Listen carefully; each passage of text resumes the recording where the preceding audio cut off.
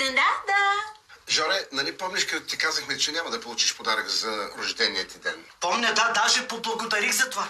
Ами излагахме те. Жори, мама, ти обожаваш да пееш. Не, мамо, вие обожавате аз да пея. Айде не се прави, ти обичаш. Направихме ти страхотна изненада. С майка ти платихме да се запишеш авторска песен в студио. Аз нямам авторска песен. Точно там е изненадата. Подаръкът включва музиканти, аранжор и текстописец. Боже господи, кой знае колко пари сте дали за това? Това няма никакво значение си. Не, напротив, има, мамо. Аз ви обичам. Не, обожавам ви. Обаче не трябваше да дадете толкова пари за нещо, което аз не искам. Какво, не искаш авторска песен? Да, може би звучи страхотно, обаче това е ваша мечта, не е моя. Кажете честно, защо ми направихте такъв подарък? Защото искате да се откажа от това да бъда пиколо и да се пусна в музиката, нали? Съжалявам, обаче ще бъда груб. Върнете подаръка обратно и си вземете парите. Добре ми е така.